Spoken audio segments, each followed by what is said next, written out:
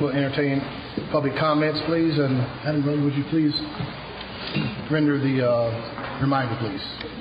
Yes, Mr. Chairman. As a reminder, public comment is limited to 3 minutes per speaker. Comments relative to any issues that are currently going through the public hearing process or matters that are in active litigation will not be heard in this meeting. Speakers are to address the chairman, not each other or the audience, and are expected to conduct themselves in an appropriate manner. The use of abusive or profane language shall not be allowed. No debate or argument between speakers and/or members of the audience shall be permitted. Thank you. Arthur Kitney, please.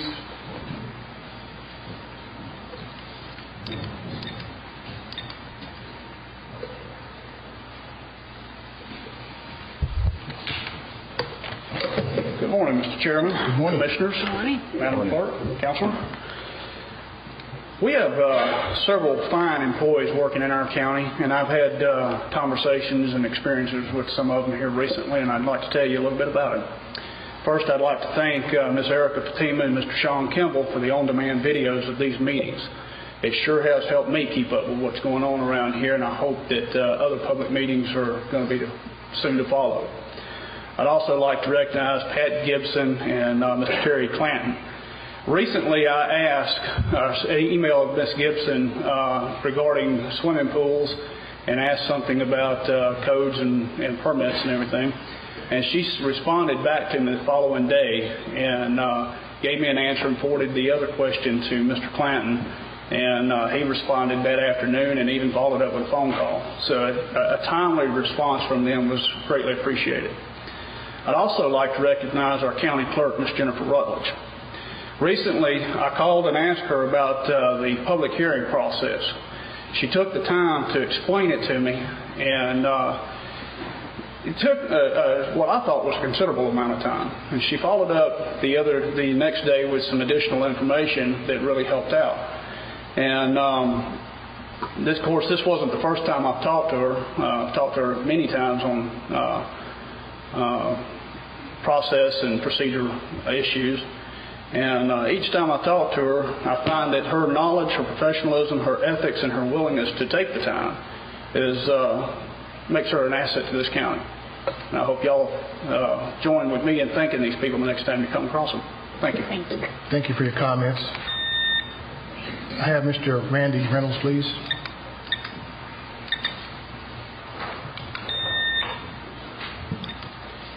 I don't pop up like I used to. George S. Patton says that one of the successes of life is how high you bounce and you get high. So hopefully I'm bouncing pretty good. Very good. Thank you. Now I have this, I don't ever know what to do with it. I spoke to the commissioners at the end of last year about a proposal of an emergency preparedness fair on the weekend with a memorial service on 9/11, which is the 10th anniversary. Sunday, September the 11th this year is the 10th anniversary, and I proposed a memorial service. Okay, but also on Saturday, September 10th, an emergency preparedness fair, in order to do those things that we can do in our county to be prepared for things that may come, that we don't know. As the good book says, no man shall know the day of another hour. Mm-hmm. And that is at least as true in emergency preparedness as anything else I can think of. So for that reason, I proposed an emergency preparedness fair on that date. Now, I handed it out to y'all. Is this familiar, I hope? Yes. This is an emergency preparedness space blanket sleeping bag. Okay, now, it's much like sleeping in a Jiffy Pop popcorn bag, but it's effective. It reflects your body heat back to you, and it doesn't insulate you, but it reflects your body heat back to you. But it's something inexpensive, and the idea of the emergency preparedness fair is to help our residents of Rockdale County to become the best prepared county in our state. Okay.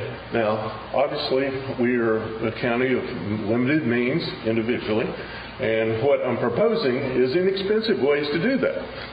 This is one of them.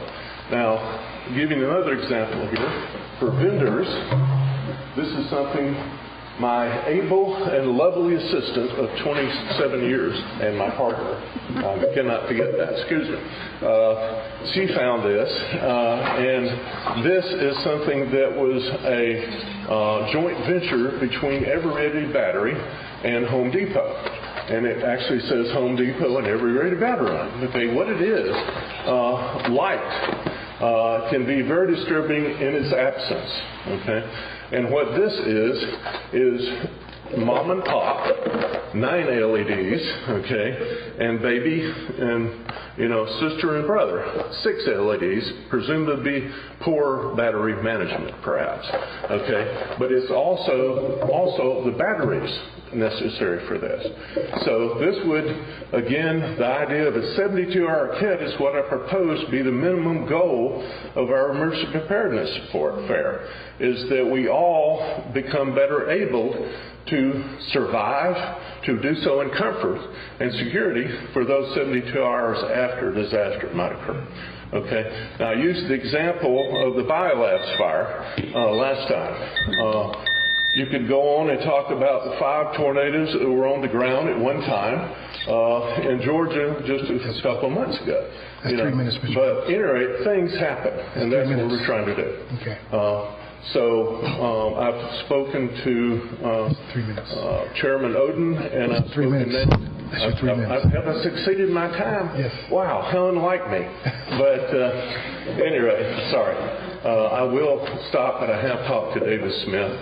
And the idea of using the Parker Road facility in the same vein as that we've had before with the Cherry Blossom Festivals. That's the idea. Thank you very much. Thank you. Thank you for the update, please. Next we have 2 individuals, a Mackenzie McLeod and a Janelle Cotton, please. A Mackenzie McLeod. Okay.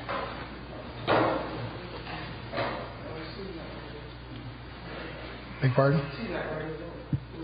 Okay, you want to just forego your statement? She'll wait till the end. Okay. Sam Smiley, please.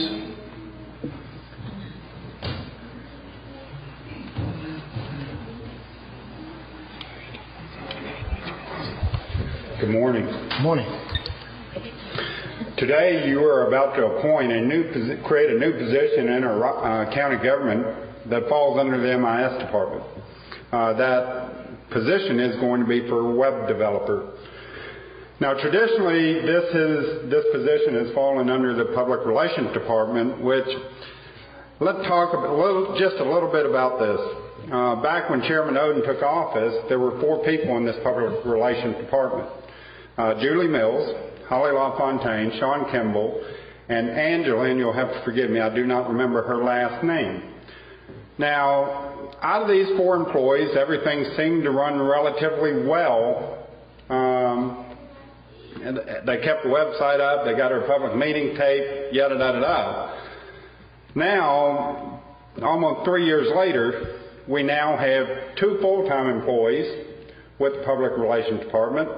We also have 5 interns within this department, and we're getting ready to add a 3rd full-time person with this MIS position. It hasn't been that long ago I've heard Chairman Oden talk about how physically responsible he is and his administration has been. Well, of course, when he took office, the budget for the BOC was $350,000. The first year he took office, it was over $500,000, and now this budget, and I understand there's a lot that's been rolled into that, is now approaching $1 million. My question is, why are we having to spend and hire more employees to do the same thing that we did in the previous administration with 4 people? Instead of the 4 people we had before, we now have 7 people that are in this department, and we're getting ready to add 1 more. So I have to ask, who's going to be physically responsible on this board today? Thank you. Thank you for your comments. Josie Dean, please. Good morning. How y'all doing? Good morning. I hope a lot of y'all heard the president last night. And it's bad when the president got to play the race card because the Democrats dropped the ball. They ran and they put the black man in there. When they put the black man in, all the Democrats and the people who put him in there, all of them went to sleep on the man. Now he got to get up there, play the race card, let them know ain't nothing changed in history. They know they didn't want him when they put him in there. They know they was going to fight him. My thing is, now everybody going to jump up after he had to plead for mercy and plead for somebody to come fight for him. And like I keep telling the Democratic Party, y'all got to stop sleeping. Y'all got to stop sleeping on this man. Y'all got to stop sleeping on these people. And y'all got to stop waiting till somebody have to come and say, all right, the white people's at me now. Come get me. Then they know if they play the race card, then they know they're going to come and decide to fight. But my thing is, I have never stopped fighting for y'all. I've been up here with y'all, whether or not y'all like what I say or not, until you sit and you watch for 3 years. I know what they do. I know what the white people do. I know what the Democrats and the Republicans do. Because I've been sitting, watching.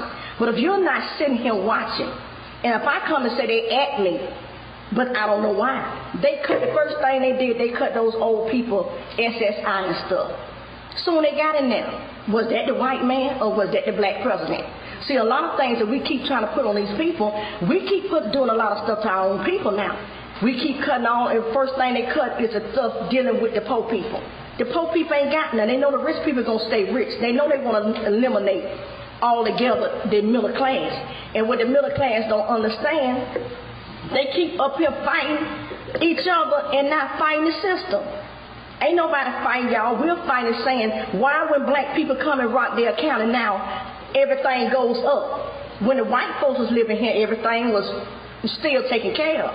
And a depression, but what they say, it ain't the white people done it. It's the two black men done it. So we can't say, oh, the white people don't raise our water $15, $14 before it even come out the top. We're going to try to clean up everything the white man didn't clean up, but we don't have the money to clean it up. So when it falls on y'all, it falls on y'all because y'all come and putting these people into captivity with no money. So y'all getting the blunt of it, and we always play the race card and tell the black people, oh, them white folks are really at me, oh, you need to come here. I'm black, and y'all can't play the race card. We're poor, and y'all keep going up and up and up, and you can't do it. You know, maybe you get 100,000, y'all folks get but what about these poor people who ain't got no money? School finna start back. Some of these parents don't have school money. The state help pay some of these children the child care. The parents can't afford to even pay me for the child care. They portion. Water, everything going up, but nothing is coming to us. So y'all be blessed. Thank you for your comments. Next I have Ms. Vermeil Jordan, please.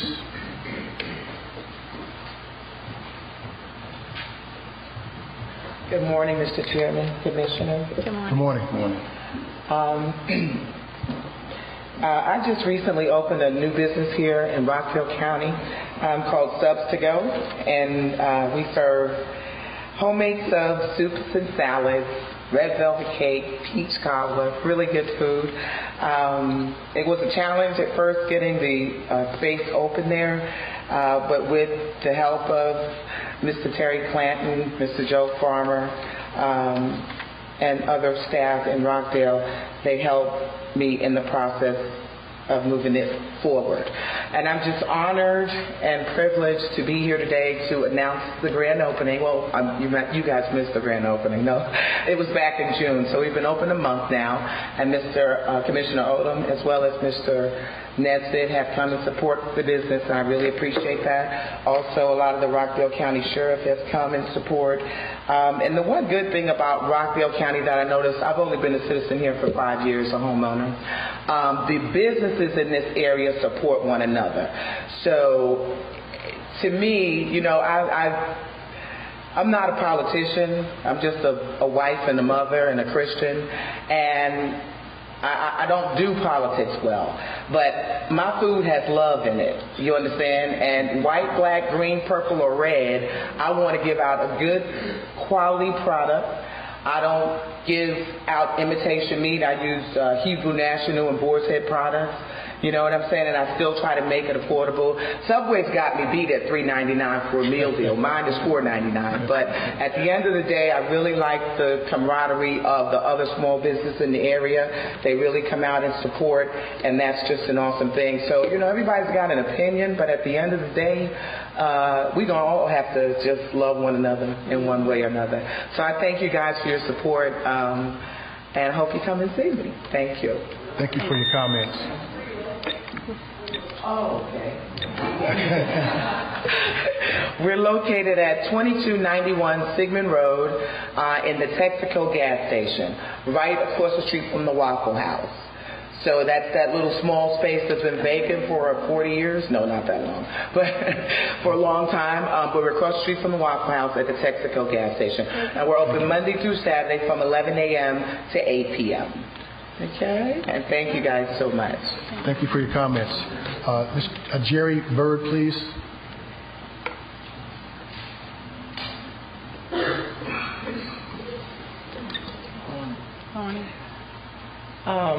I'm glad Sam Smiley spoke before I did, because I wasn't sure I had misunderstood Commissioner Oden the other day on Channel 23 when he was bragging about being fiscally responsible. I don't believe you've been fiscally responsible since you've come into office. I feel like what's important to you is you and your friends,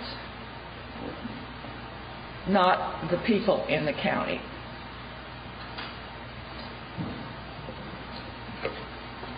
Thank you. Thank you for your comments. Last but certainly not least, I have now Mackenzie McLeod. She doesn't want to speak? Or Janelle Cotton?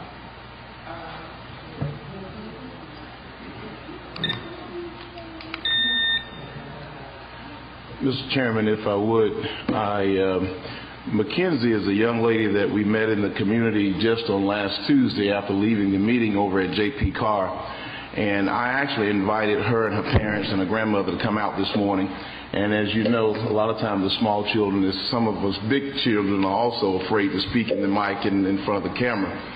But we passed, myself and City Councilman Marty Jones. It's okay, she don't have to speak. I'll just tell the audience about it real quick if I would.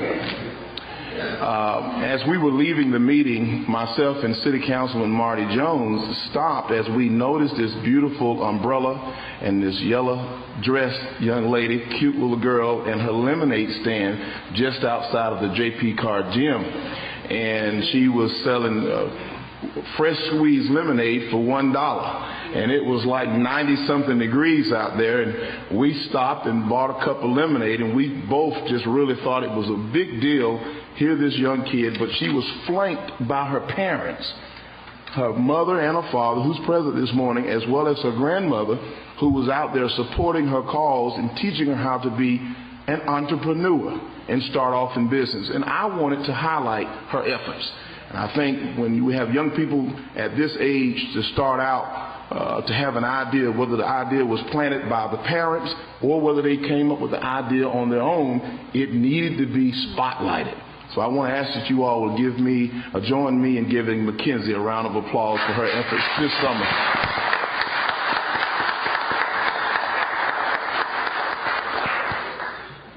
Thank you for your comments. Thank you, Ms. Mackenzie. Yeah, I do want to speak. I wanted the reason for Mackenzie's lemonade stand was I wanted to teach my daughter, some things that will follow her in life, and responsibility and the value of working and earning money was, the whole idea. So we came up with, the lemonade stand, and while learning these things, Mackenzie is also saving money and earning money to put towards her start of kindergarten for her school supplies, and she also has a grandfather in Pittsburgh, Pennsylvania, that she is saving money so she can get a plane ticket to go see him. So, that's the whole thing behind it. And we're at Taylor and Griggs Street. So whenever you see us out there, you can stop by. Thank you. Thank you very much. Thank you for your comments. At this time, we'll continue to proceed.